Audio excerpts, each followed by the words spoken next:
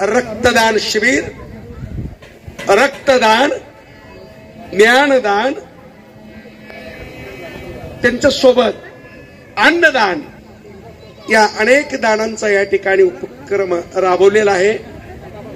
सर्वांनी इथं आले तुमच्या रक्तदान केलेल्याच्या तुमच्या रक्तामुळे एखाद्याचा जीव वाचू शकतो, म्हणून हात जोडून सर्वांना विनंती आहे, सर्वांनी रक्तदान करावं असं कळकळीचं विनंती आहे। सगळ्यांनी एकदा टाळी वाजवा। ते धर्म धर्म तिथे सुखागमू।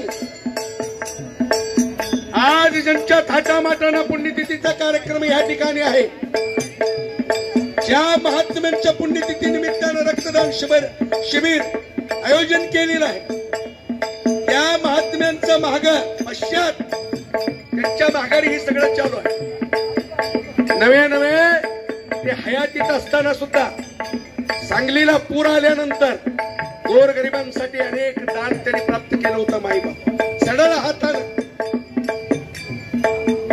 अन्नधान्य, कपडे लत्ते, त्या गोरगरिबांना राहण्याची व्यवस्था, अनेक प्रकारचं दान दानशूरामध्ये त्यांची यादी आहे। संत महात्मे म्हणतात, आपण तरले नव्हे तर नवल, कुळ उद्धारीला सर्वांचे, आपण तरलो नव्हे नाही, कुळीचा उद्धार व्हायला पाहिजे। ज्या दिवशी साळेसाहेबांनी आपलं प्राण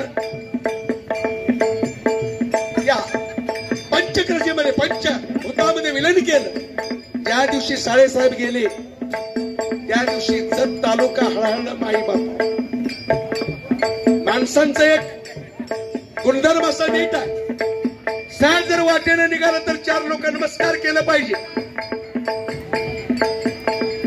कुठेतरी एका कोपऱ्यात एका ठिकाणी जाऊन बसलं तर चार चौघा आपल्या जवळ येऊन बसलं पाहिजे। आणि अचानक माऊली गेली असं कळलं तर चार लोकांच्या डोळ्यात पाणी यायला पाहिजे, हृदय कळवळलं पाहिजे। बस ही माणसाचं लक्षण माईबाप। साळेसाहेब ज्या दिवशी गेले असं जत तालुक्याला कळलं, नवे नवे चार तालुक्यामध्ये लोक हळहळले माईबाप। म्हणून संत महात्मे म्हणतात,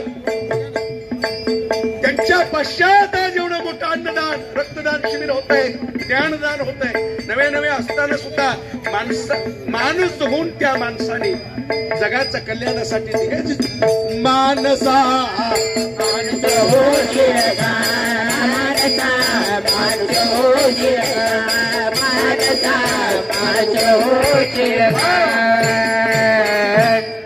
कळलं तर आहे, ना कळे तो कळे, कळे तो ना कळे।